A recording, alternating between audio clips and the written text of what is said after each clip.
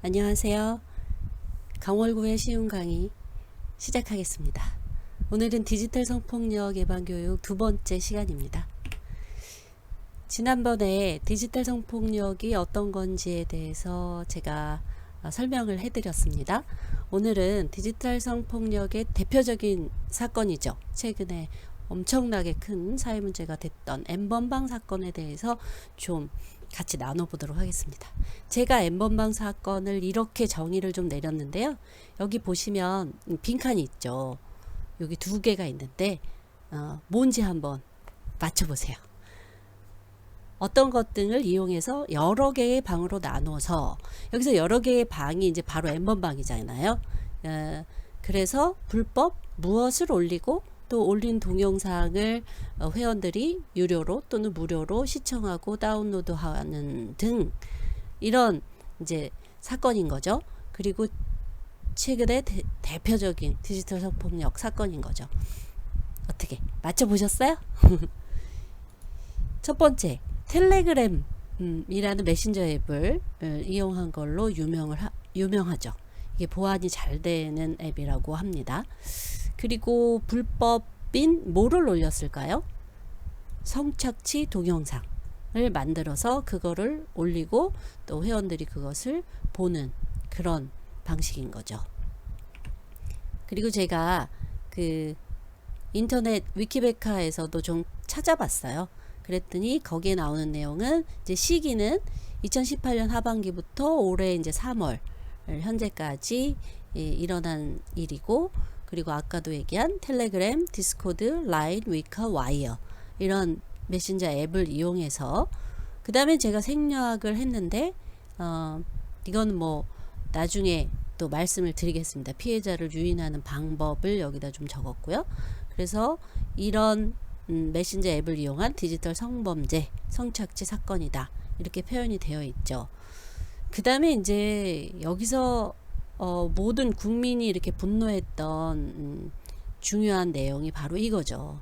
피해자가 성인 여성들도 많지만 우리가 특히 보호해 줘야 할 어떤 중학생 등 미성년자들이 많았다는 거.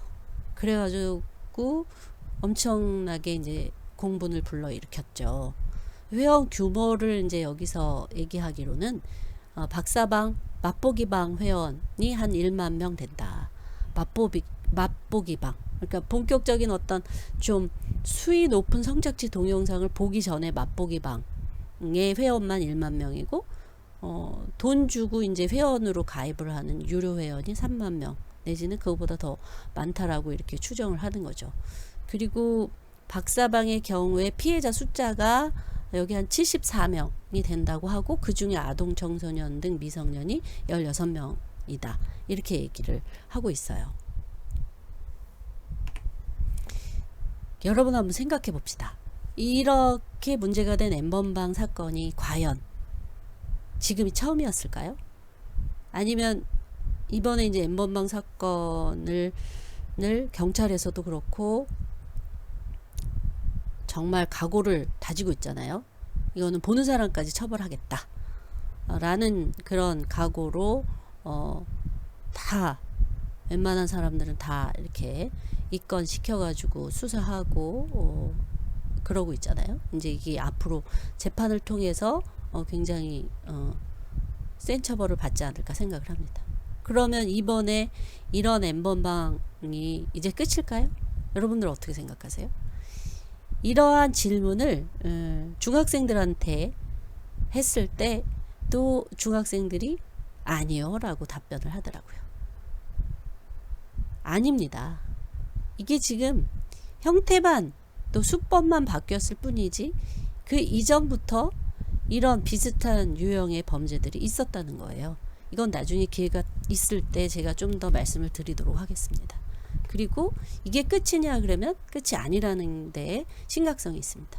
왜냐하면 이건 인터넷에 어떤 동영상이 올라간 순간 이걸 나쁜 의도를 가진 사람들이 계속 퍼날릴 수 있고, 그걸 가지고 또 비슷한 방을 만들어서 손님을 끌어들이고 그 돈을 벌고, 그런 일들이 지금도 있는 상황이고, 지금은 좀 숨죽이고 있다가 조금 이제 사회적인 관심이 좀 적어지면 다시 이제 올라올 준비를 하고 있다는 게 큰 문제입니다.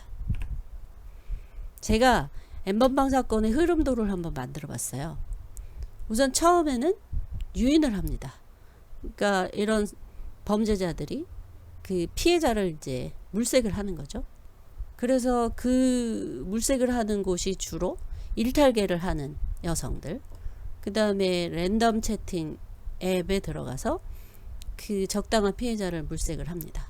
랜덤 채팅 앱이라고 들어보셨어요? 그러니까 그냥 뭐 앙톡, 질톡 뭐 여러 가지 톡이 있대요. 저도 뭐 직접 들어가서 제가 뭐 채팅을 해보질 않았기 때문에 정확하게는 모릅니다만, 그 이제 뭐 인터넷이나 이런 데서 직접 해보는 것들을 많이 봤어요. 어떻게 이 앱에서 어린 친구들이 이렇게 유인이 되는지. 그리고 이런 걸 이용하고 여기서 이제 그루밍을 하게 되죠. 그리고 피해자가 물색이 되면 범죄자들이 이들한테 이제 인터넷으로 접근을 해서 당신의 개인정보가 해킹이 됐다. 경찰이 이렇게 수사를 하고 있는데 그런 부분을 내가 도와주겠다 해가지고 역으로 다시 신상정보를 빼내는 이런 방법이 있고, 또 뭐 이건 박사방의 조주빈이 한 건데 고액 알바 모집글을 띄워서 이거를 보고 접속을 하는 여성들에게 이게 모델을 하는 건데 사진이나 뭐 이런 게 필요하다. 그걸 좀 보내라 해서 사진을 받고, 그 다음에 이게 모델료를 주려면 계좌번호랑 주민번호 이런 게 필요하다.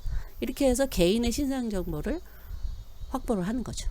그리고 이제 랜덤 채팅 앱 같은 데서 그루밍을 통해서, 그러니까 그루밍이 뭐예요? 고양이들이 보통 이렇게 털을 이렇게 혀로 핥아가지고 자기 털을 이렇게 다듬잖아요. 또는 자기 새끼한테 또는 옆에 있는 고양이한테 이렇게 서로 그루밍을 해주잖아요. 그러니까 우리말로 하면 이게 이제 길들이기라고 생각하시면 돼요. 그래서 친밀한 관계를 자꾸 만드는 거죠. 이렇게 예쁘다, 너 예쁘다, 응? 사진 좀 보내줄래? 너 원하는 게 뭐가 있어? 문상 줄게, 문화상품권. 요즘은 이제 기프티콘이라고 얘기를 하겠죠. 아니면 게임 아이템 줄게, 아이돌 공연을 보여줄게, 용돈 줄게. 이렇게 그 어린 친구들이 좋아할 만한 것을 준다고 하고 예쁘다고 하고 이 칭찬을 하고 이러니까 여기에 길이 들여지는 거죠. 그루밍 당하는 거죠. 그래가지고 진짜 사진을 보내고 그러다가 이제 협박을 합니다. 이렇게 얻은 어떤 이런 정보를 가지고 네 개인정보, 네가 나한테 보냈던 사진, 영상 이거 다 인터넷에 뿌릴 거야. 그리고 너의 엄마 아빠, 학교, 친구들한테 다 알릴 거야 하고 협박을 합니다. 그럼 이 피해자 입장에서는 궁지에 몰리게 된 거죠. 그리고 이게 그루밍 당해서 어쩔 수 없이 이게 피해인지도 모르고 이렇게 막 사진도 보내고 막 이랬는데, 이렇게 협박을 당하는 순간 내가 큰 잘못을 했구나. 그리고 이거를 내가 아는 사람한테 엄마가 알게 되면 얼마나 나를 혼낼까. 뭐 이런 두려움 때문에 여기에 응하는 거죠. 그러면 이 범죄자는 점점 더 수위가 높은 그 동영상을 요구를 하고 사진을 요구하고, 그래서 그 동영상을 찍게 만듭니다. 스스로. 그게 스스로가 아닌 거죠. 사실은 그 이전에 이미 보낼 수밖에 없게끔 만든 범죄자들의 수법이 있는 거죠. 그래서 그런 동영상을 이런 사이트, 텔레그램 방에다가 올려서 이거를 돈으로 받는 거죠. 특히 이제 그 추적을 좀 피하려고 가상화폐로 주로 받았다는 거지 않습니까? 이게 N번방 사건의 흐름입니다. 그럼 이런 N번방이 아까도 있겠지만 맨 처음 시작이 N번방이었어요. 그 다음에 이제 비슷한 유형의 박사방이 나오고, 그 다음에 없을까요? 있다는 거예요. 또 누군가가 여기서 돌아다녔던 그런 성착취 동영상을 다운로드 받았다가 이걸 다시 인터넷에서 판다거나 아니면 비슷한 방을 만들어 가지고 또 회원을 모집하거나 이런 일이 계속 반복될 수 있다는 거죠. 그래서 엠번방이 이제 2018년도 2019년 초까지 가까시라는 사람이 만드는 거예요, 이 방을. 그래서 이 사람의 실명은 문형욱이죠. 이 사람이 만들었고, 미성년자 신상을 알아낸 다음에 아까 얘기한 대로 협박을 하고, 그래서 성착취 동영상을 만든 거예요. 그걸 N번방에 올리고 1번부터 8번방까지 만들어 놓고 이제 각 방마다 그 성착취 동영상이 올라가는 거죠. 그 외에 로리방, 쓰레기방, 참 이런 사람들이 이름도 참 지저분하게 잘 만들죠. 이런 게 있다고 하고, 이게 이제 이 휴대폰 내 손 안에 다 있는 거잖아요. 여기 그냥 다운로드도 다 가능하고. 계속 강조하지만 이게 N차 유포될 가능성이 있다는 거죠. N번방 사건이 나왔을 때 그 시청한 사람이 26만 명이다, 이런 얘기가 나왔었잖아요.